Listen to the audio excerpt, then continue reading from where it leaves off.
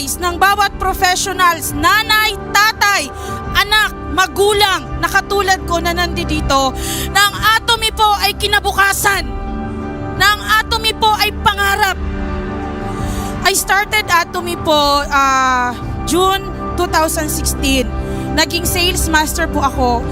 After 1 year po, naging Sharon Rose ako. Kumita po ako ng more than 300,000 pesos. Naisip ko sa sarili ko, kung ako, isang professional, kung ako merong traditional business, di po ba, yung income natin ganun lang? At hindi po dyan natatapos dahil sobra-sobra po ang pangarap ko para sa aking anak. Nung bata pa po, sobra-sobra yung kahirapan. Promise ko sa sarili ko, the main reason bakit hindi ako yung anak, kasi ayaw kong ma-experience ng anak ko yung kahirapan na dinanas ko noon. Kaya bibilisan ko maging Imperial Master dahil bibigyan ko ng maraming anak ang asawa ko. Gusto ko, pag 7 years old siya, kasama ko siya umaakyat, tinatanggap yung 45 million sa forklift. Gusto ko lahat ng hingin niya maibibigay ng isang mami na walang pagsihirap. Gusto ko lahat ng hilingin ng anak ko maibigay ko. Hindi katulad nung lumalaki ako na kahit ulam, napakahirap pong kunin. Kaya very important po yung life scenario.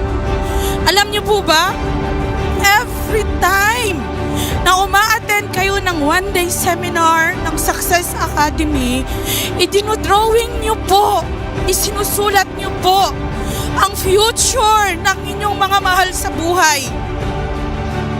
Sana maintindihan ng bawat magulang na nandito po na hindi ho natin kasalanan maging mahirap, pero kasalanan po natin kung hindi natin gagawin ang Atomy, dahil ito na po ang sagot sa kahirapan.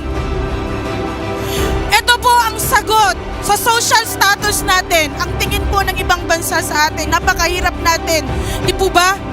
Pero pag lahat ng Pilipino naging Imperial Master, grabe po, matutugunan po natin ang kahirapan. Sana maintindihan ng bawat nanay, tatay, anak na gustong umangat po sa buhay na ang Atomy po ang sagot sa kahirapan nating lahat.